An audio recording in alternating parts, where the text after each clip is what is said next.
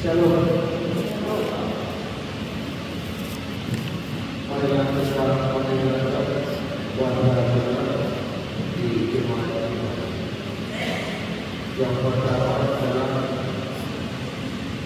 nama minggu kita di hari ini untuk pesta bersama peringatan hari turunnya Roh Kudus atau pesta pertama.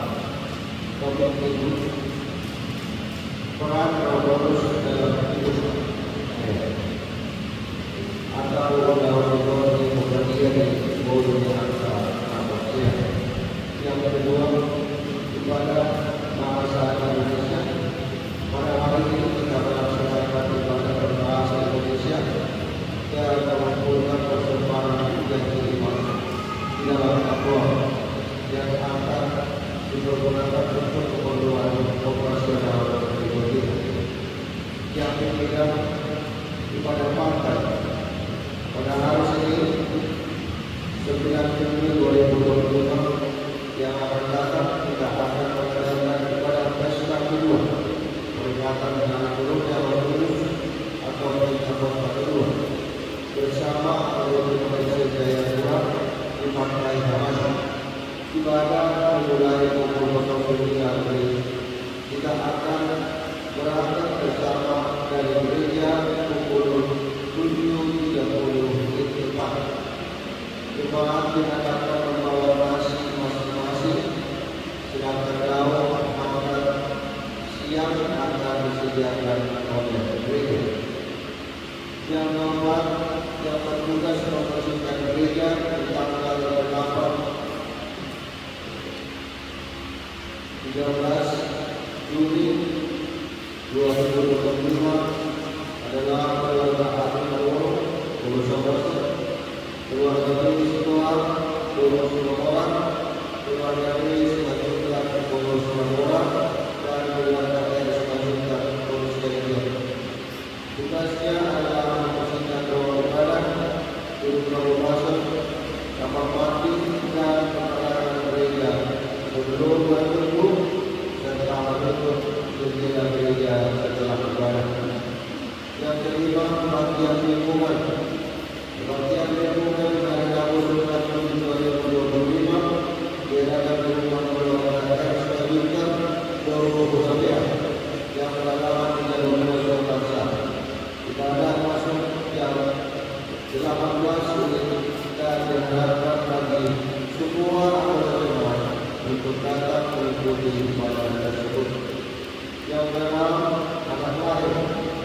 Pada hari Kamis 24 Juni 2025 yang lalu telah lahir seorang anak perempuan dari keluarga di Sini Borobudur. Ibu dan bayi dalam keadaan sehat.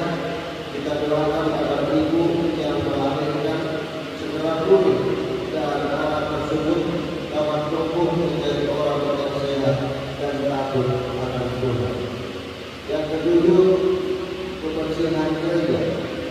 Diharapkan kepada seluruh jemaat dan pengaruh agar menjaga kebersihan area gereja kita, khususnya di dalam ruangan ibadah. Dihimbau kepada seluruh jemaat dan pengaruh agar tidak meninggalkan sampah dalam bentuk apapun di dalam rumah ibadah dan rumah jemaat yang dimaksudkan. Yang kelima, jumlah jemaat yang beribadah pada minggu dewasa 2019 sejak 759 orang. Minggu dewasa 1 Juni 81 orang. Sekolah minggu 12 orang. Kebaktian lingkungan sebanyak 49 orang. Dengan nama 8 orang. PA remaja 14 orang. KBM gambar pelayanan kuliah 1 minggu ke depan kita bisa ikuti bersama-sama setiap hari pada 1 minggu ke depan. KBM ulang tahun selamat ulang tahun kepada jemaat yang berulang tahun kelahiran dan pernikahan pada tanggal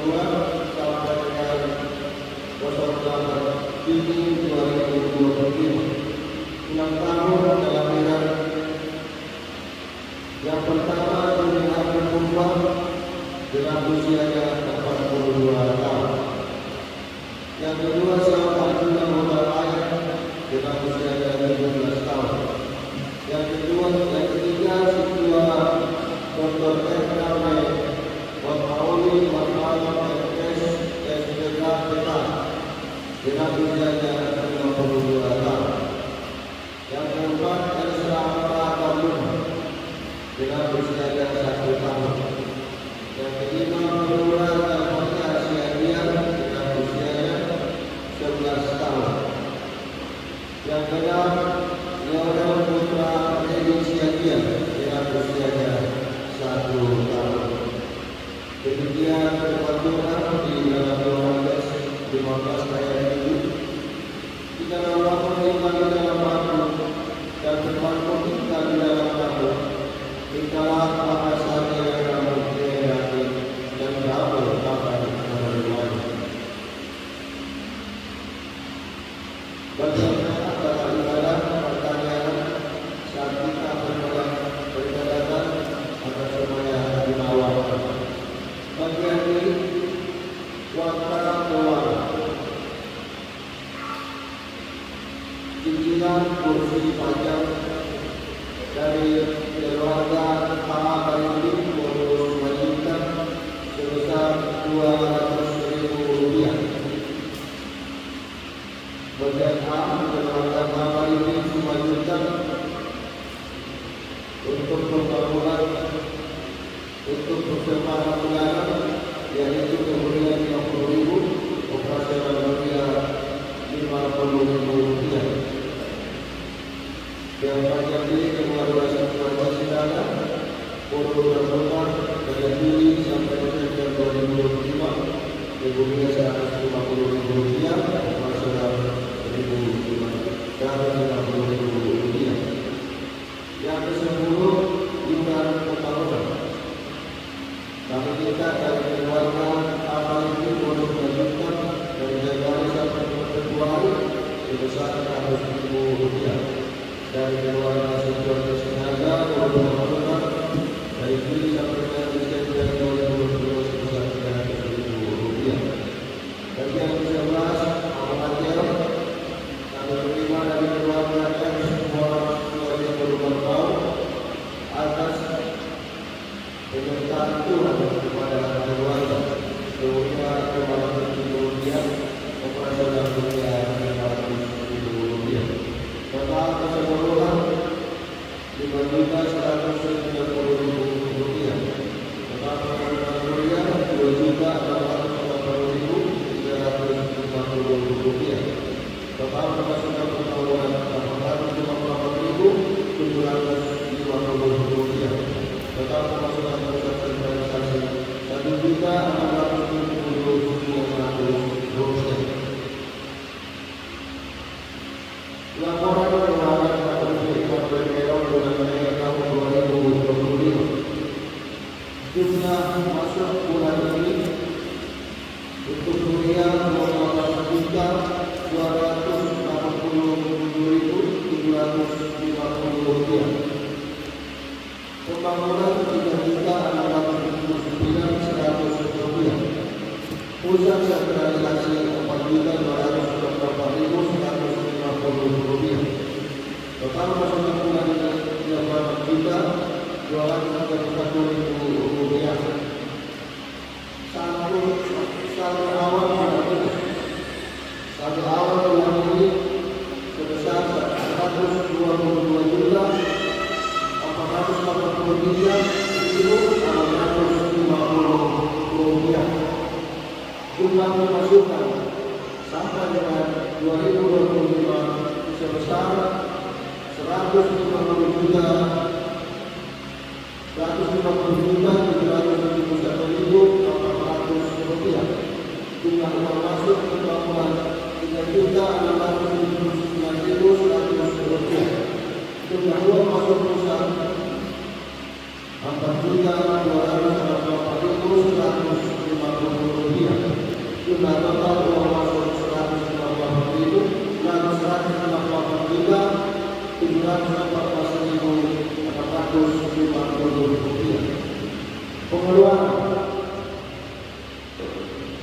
Jumlah pengeluaran 12.820.400 rupiah. Jumlah keluar pembangunan 3.679.100 rupiah. Jumlah uang keluar proses sentralisasi 4.248.150 rupiah. Jumlah total uang keluar 20.763.650 rupiah. Maka saldo akhir bulan 137.951.000 rupiah. Dengan keterangan saldo yang pertama, tabungan giro 135.501.000 rupiah.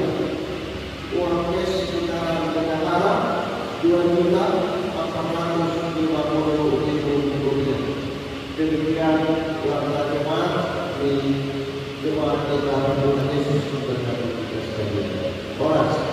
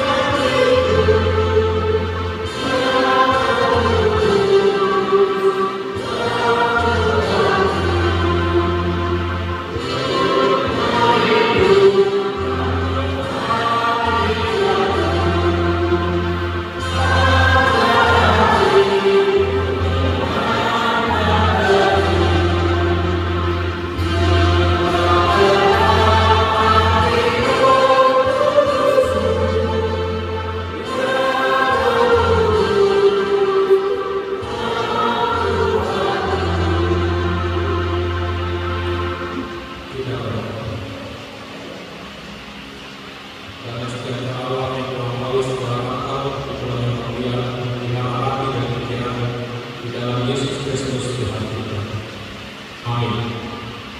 Shalom. Selamat Pentakosta untuk kita semua. Selamat Hari Pentakosta. Jemaat yang dikasihi Tuhan, khotbah di Minggu Pentakosta hari ini dengan topik Minggu Peran Roh Kudus dalam hidup orang percaya, tertulis di dalam Yohanes pasal 14 ayat 15 hingga ayat 25. Yohanes pasal 14 ayat 15 hingga ayat 25. Saya akan bacakan untuk kita semua. Mari kita mengikutinya di dalam hati kita masing-masing. Beginilah firman Tuhan. Jikalau kamu mengasihi aku, kamu akan memenuhi segala perintahku. Aku akan minta kepada Bapa dan Ia akan memberikan kepada seorang penolong yang lain, supaya Ia menyertai kamu selama-lamanya, yaitu Roh kebenaran. Dunia tidak dapat menerima Dia, sebab dunia tidak melihat Dia dan tidak mengenal Dia. Tetapi aku mengenal Dia, sebab Ia menyertai kamu dan akan diam di dalam kamu. Aku tidak akan meninggalkan kamu sebagai yang sendirian. Aku datang kembali kepadamu. Tinggal sesaat lagi dan dunia tidak akan melihat aku lagi. Tetapi kamu melihat aku, sebab aku hidup dan kamu pun akan hidup. Pada waktu itulah kamu akan tahu bahwa aku di dalam Bapa-Ku dan kamu di dalam aku dan aku di dalam kamu.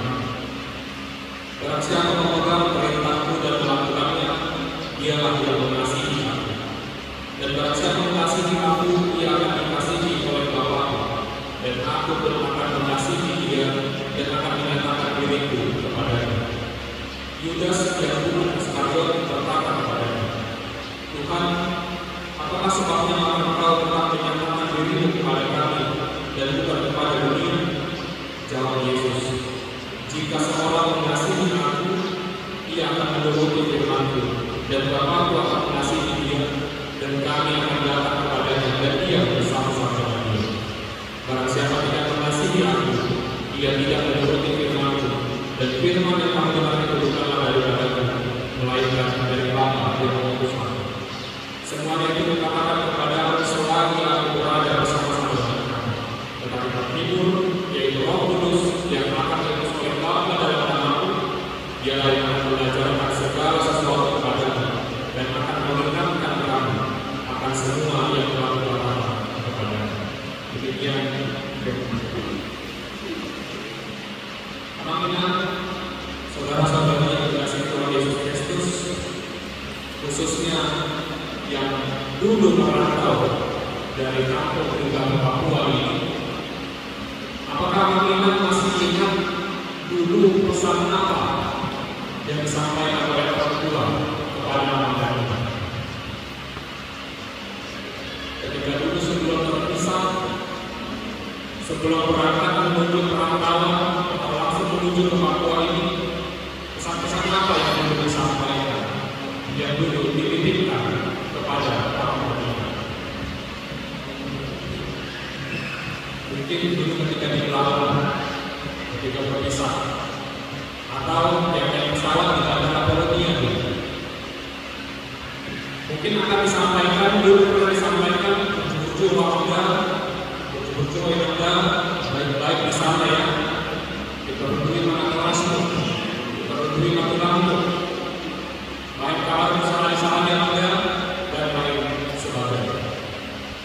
Memang ingat pesan-pesan perpisahan itu tujuannya hanya satu, supaya kita bisa tetap hidup dengan baik meskipun kita tidak lagi bersama-sama dengan orang tua kita. Supaya kehidupan kita tetap berjalan dengan baik meskipun kita tidak lagi bersama-sama dengan keluarga dan orang-orang yang kita kasih.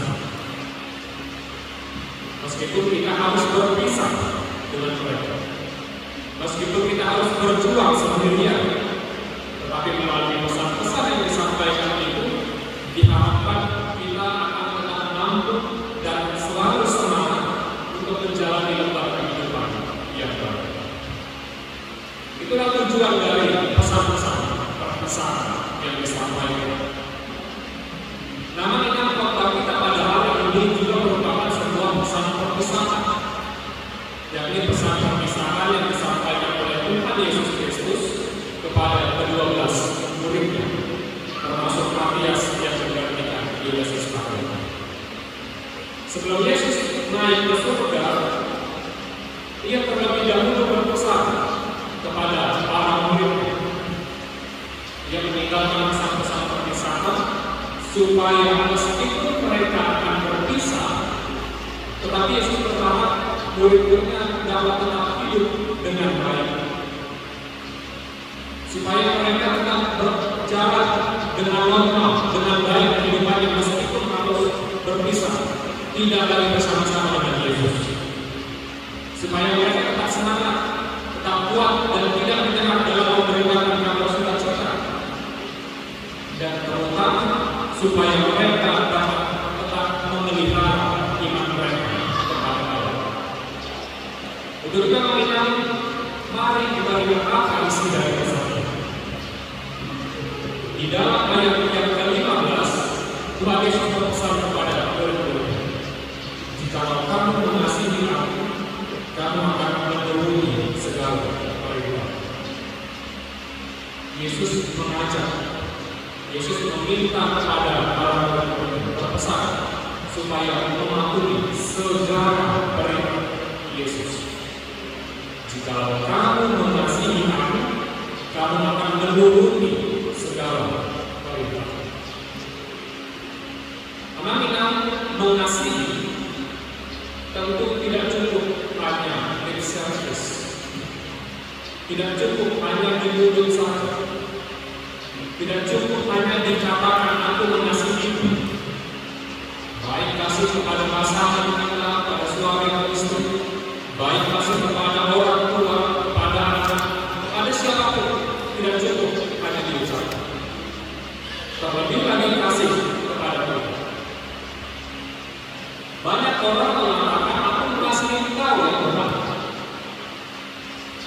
Aku bersyukur bisa mengenal Engkau. Aku bersyukur menjadi umat-Mu. Banyak orang menyanyikan "Aku mau cinta Yesus" dan lagu-lagu persembahan pujian lainnya. Setiap minggu kita bersaksi bahwa kita percaya dan kita mengasihi Allah Bapa, Yesus Kristus, dan Roh Kudus. Tetapi sesungguhnya memang itu tidak cukup. Kasih itu harus dibuktikan dengan perbuatan, dengan tindakan. Dan di dalam hal ini, tindakan yang harus kita lakukan jika kita benar-benar mengasihi Yesus adalah menuruti segala perintah. Dan mari kita memandang perkataan Tuhan Yesus ini bukan sebagai suatu perintah. Mari kita memandang perkataan mematuhi segala perintah ini bukan sebagai suatu ancaman, bukan juga sebagai suatu seolah-olah kebutuhan bagi Tuhan untuk dipatuhi, bukan. Melainkan mari kita memandang perkataan ini sebagai sebuah ajakan, ajakan untuk hidup lebih baik. Karena hanya dengan mematuhi segala perintah Yesus, maka kita akan hidup dengan lebih baik. Dengan mematuhi segala perintah Yesus, maka tujuan hidup kita menjadi jelas. Dengan mematuhi segala perintah Yesus, maka hubungan kita dengan sesama manusia menjadi lebih baik. Dengan mematuhi segala perintah Yesus, maka tidak akan ada lagi kekhawatiran di dalam hidup kita. Dan yang paling penting, dengan mematuhi segala perintah Yesus, kita akan terlepas dari belenggu dosa. Untuk melalui khotbah ini kita diajak untuk mengasihi Tuhan Yesus dengan cara mematuhi segala perintah. Yang menjadi masalah sekarang, menuruti perintah Yesus ternyata bukan suatu perkara yang mudah. Melakukan firman Tuhan dalam hidup kita ternyata bukan suatu hal yang gampang untuk Tuhan. Sulit bagi kita terus-menerus melakukan apa yang Tuhan perintahkan. Sulit bagi kita untuk konsisten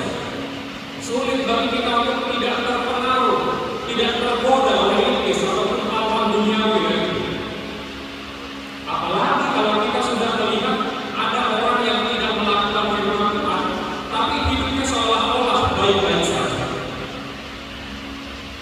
Kita sering mudah tergoda kalau kita melihat ada orang yang hidup tidak di dalam kebenaran, tetapi bisa memiliki kuasa. Kita mudah tergoda ketika kita melihat ada orang yang menikmati hasil dari yang bukan kerja keras. Hal-hal inilah yang membuat kita mudah sekali tergoda, mudah sekali menggoyahkan diri, sehingga kita terkadang memilih untuk tidak melakukan perintah itu. Karena memang diri kita ini adalah daging yang sangat lemah. Akan tetapi yang apa dari itu, Allah mengirimkan Roh-Nya yang kudus untuk mengajari kita, untuk membimbing kita, dan untuk mengingatkan kita untuk terus melakukan perintah Tuhan di dalam hidup kita. Itulah tugas Roh Kudus, itulah peran Roh Kudus di dalam hidup setiap orang percaya sesuai dengan topik ini. Roh Kuduslah yang mengajari, yang membimbing, dan yang mengingatkan setiap orang untuk melakukan firman Tuhan di dalam hidup kita, agar setiap orang dapat benar-benar mengasihi Tuhan, dan Tuhan pun mengasihi dia dan menyerahkan diri kepada mereka yang melakukan perintah. Oleh karena itu, mari kita memberi diri kita belajar. Mari kita mau dibimbing. Mari kita mau diingatkan oleh Roh Kudus. Mari biarkan Roh Tuhan yang menuntun hidup kita untuk melakukan kehendak Tuhan sebagai bentuk kasih kita kepada Dia. Mengenal saudara-saudari yang dikasihi Tuhan Yesus Kristus, mari kita lihat satu persatu peran dari Roh Kudus. Yang pertama, dari Roh Kuduslah yang mengajari kita tentang apa yang benar dan tentang apa yang salah menurut kehendak Tuhan. Kenapa hal ini perlu diajari? Karena kita sering salah membedakan antara yang mana kehendak Tuhan, yang mana kehendak manusia. Kita juga sering terjebak karena tidak semua yang benar menurut manusia itu benar menurut Tuhan. Teman-teman mungkin pernah mendengar kisah tentang Robin Hood. Pernah dengar bagaimana? Suatu cerita yang dari Inggris. Ada seorang yang berprofesi sebagai pencuri. Setiap malam dia mencuri hanya dari orang-orang kaya. Hasil-hasil curiannya ini kemudian dia bagikan kepada orang-orang miskin. Ia sama sekali tidak mengambil keuntungan dari orang janda. Dia hanya mengambil apa yang dimiliki oleh orang kaya, kemudian memberikannya kepada mereka yang hidup. Di kisah nyata ada tokoh yang bernama Husni Kasdur. Mungkin namanya dengan senior atau nama. Di tahun 60-an sampai tahun 80 ada orang Indonesia yang bernama Husni Kasdur. Dia berprofesi sebagai perampok. Sama seperti Robin Hood tadi, merampok orang-orang kaya, kemudian membagikan kepada orang-orang miskin. Menurut pola pikir sebagian manusia, hal ini dibenarkan. Beberapa orang, sebagian orang menganggap hal itu bukan hal yang salah. Hal itu adalah benar di mata manusia. Toh tujuannya untuk menolong mereka yang membutuhkan. Toh yang dirampok adalah mereka yang hidup berlebihan, yang hidup bermewah-mewahan. Tetapi tetap saja hal itu tidak dibenarkan. Tidak. Atau misalnya ketika ada orang tua yang membiarkan anaknya bolos sekolah karena tidak mengerjakan PR. Tujuannya karena kasihan supaya anaknya tidak dituntut. Mungkin menurut kita itu benar, tetapi menurut Tuhan belum tentu. Karena sejak mulai dari kecil, anak-anak harus diajarkan mempertanggungjawabkan perbuatan. Dan contoh-contoh lainnya, hal-hal dari sederhana hingga hal-hal yang kompleks lainnya, kita sering kali terjebak antara membedakan apakah ini benar menurut Tuhan itu anak-anak, Allah mengutus Roh Kudus untuk mengajari agar kita jangan sampai salah paham, agar kita benar-benar mengetahui yang mana yang benar menurut Allah dan melakukannya di dalam hidup kita. Yang kedua, Roh Kuduslah yang membimbing kita untuk semakin percaya kepada Allah di dalam Yesus Kristus. Anak-anak, mari kita baca bersama-sama ayat yang ke-17, 1-2, yaitu Roh berkata, dunia tidak dapat menerima Dia, sebab dunia tidak melihat Dia dan tidak mengenal Dia. Tapi kamu mengenal Dia, sebab Dia menyertai kamu dan akan Dia. Dunia tidak mengenal Kristus, dunia tidak mengenal Dia. Kemudian dilanjutkan di ayat ke-22, ada murid Yesus yang bernama Yudas, bukan Yudas Iskariot, atau dia sering disebut sebagai Tadeus, berkata di ayat ke-22 bertanya, Tuhan, apakah sebabnya maka Engkau hendak menyatakan diri kepada kami dan juga kepada dunia?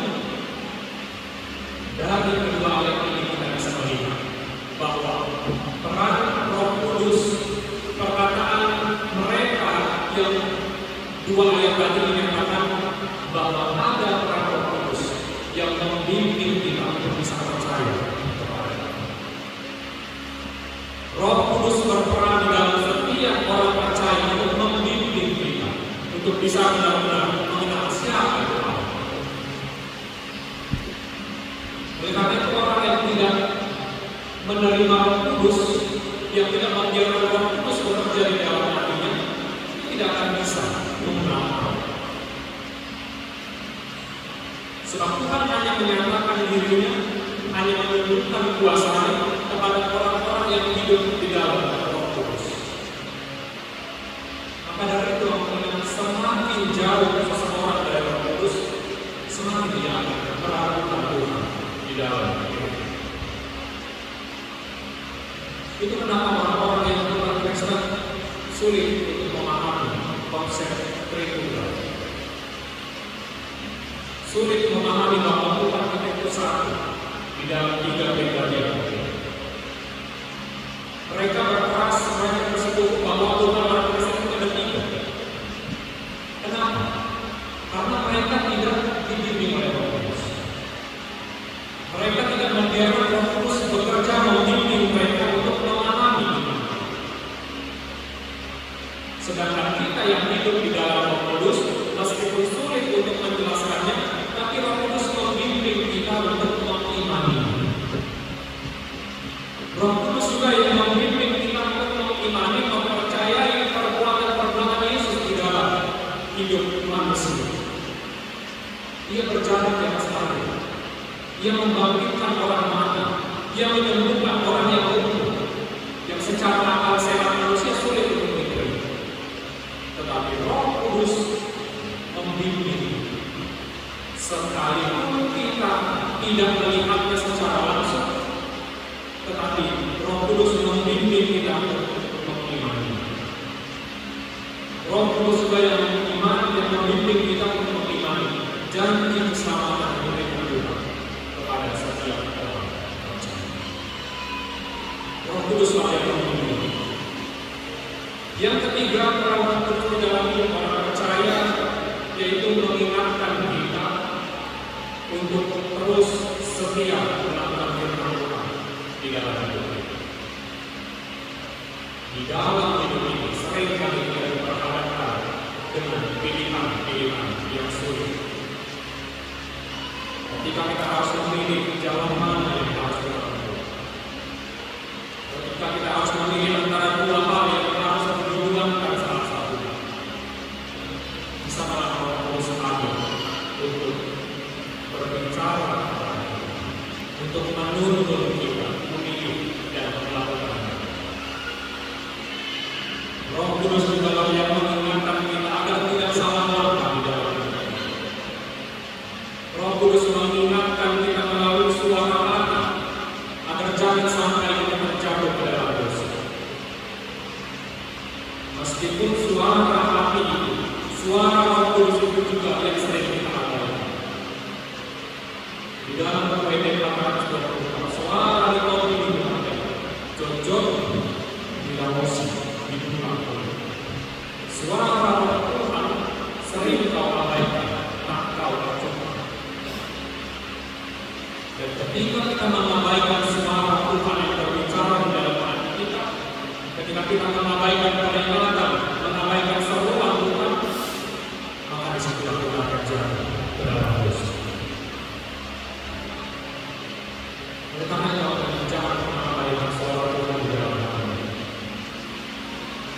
Jangan pernah abaikan peringatan dari dalam hati,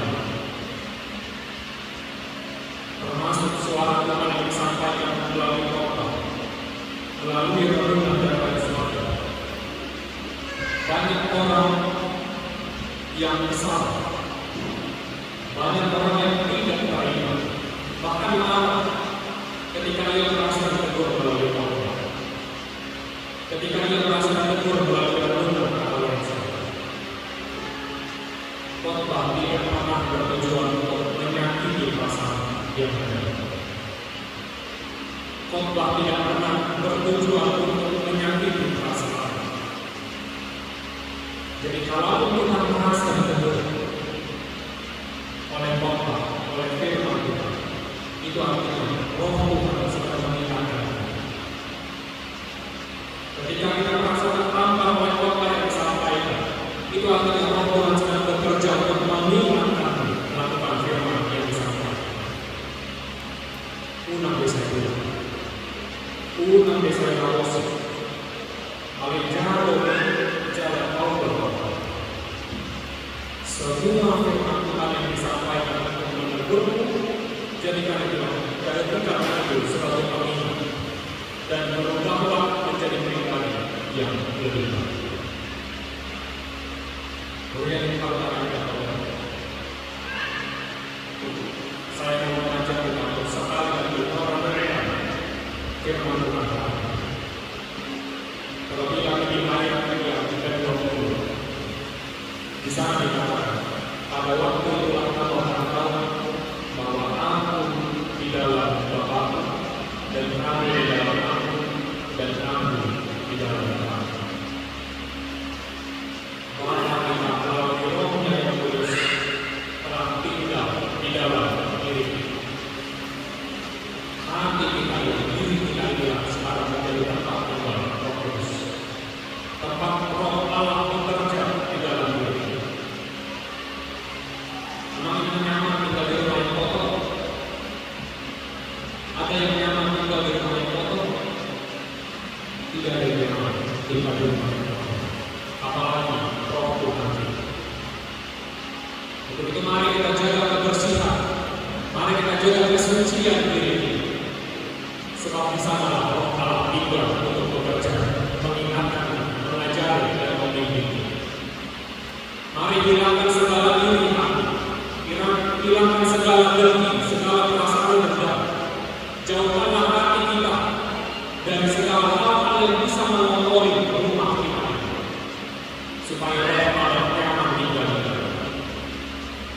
Jadikanlah hatimu sebagai tempat tinggal ternyaman bagi Roh Allah, agar Ia dapat bekerja untuk mengajari kita, membimbing kita, dan mengingatkan kita melakukan segala perintah Tuhan. Amin. Kita berdoa. Terima kasih Bapa atas firman-Mu yang mengingatkan kami untuk mau membiarkan Roh Kudus tinggal dan bekerja di dalam kami.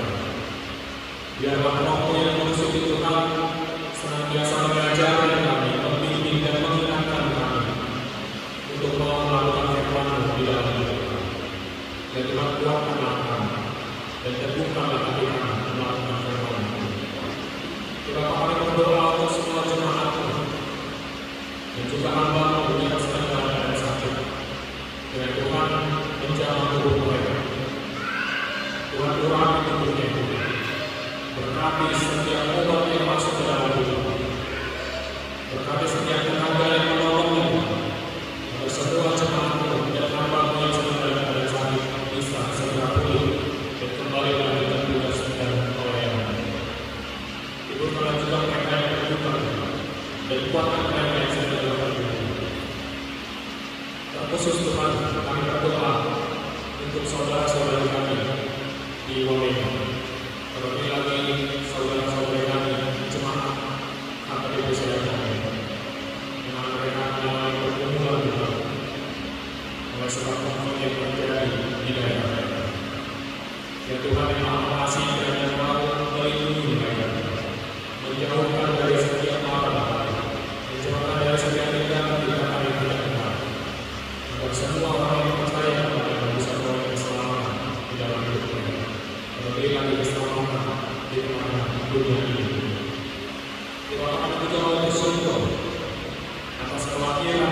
saudara jemaat yang baru berjemaat di gereja ini. Seorang anak perempuan dari keluarga Senegal di Pondok. Terima kasih Tuhan karena anak itu boleh lahir dengan keadaan sehat.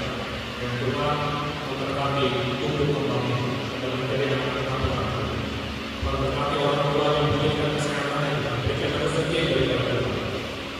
Agar keluarga itu bisa menjadi keluarga yang bersukacita, yang terlibat berkat Tuhan, menjadi pengawal orang-orang penyalur berkat Tuhan serta hidup.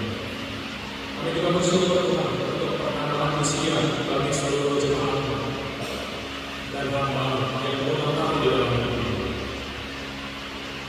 Anak-anak Tuhan yang setua berulang tahun, anak-anak Tuhan Salom Buhaya, Elsa Marunan, Theodora Siaga dan Daniel. Terima kasih Tuhan untuk umur yang baru di dalam kehidupan kami. Dan Tuhan semakin tambahkan sukacita, Tuhan tambahkan kesehatan, Tuhan berkati setiap pekerjaan mereka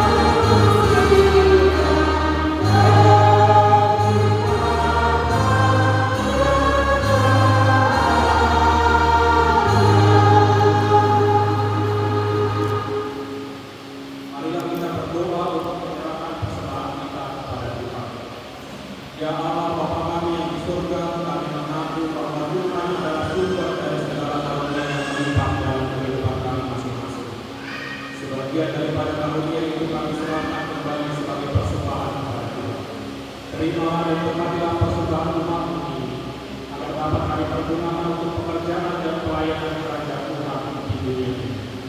Bukalah hati kami untuk mengenal betapa banyak berkat dan karunia yang kami peroleh dari Tuhan, supaya kami senantiasa bersyukur kepada-Mu.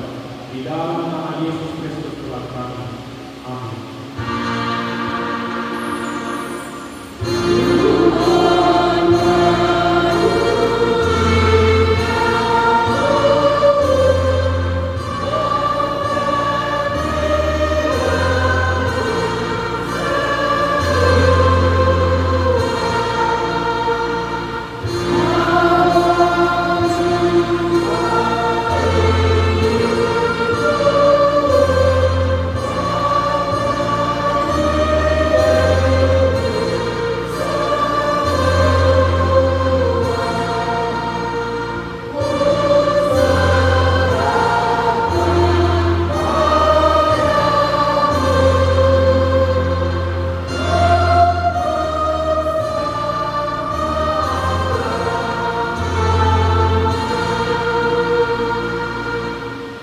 Ya Tuhan Allah Bapa kami, tidak ternilai besarnya anugerah-Mu kepada kami, karena Engkau suka anugerahkan kepada kami orang yang hina.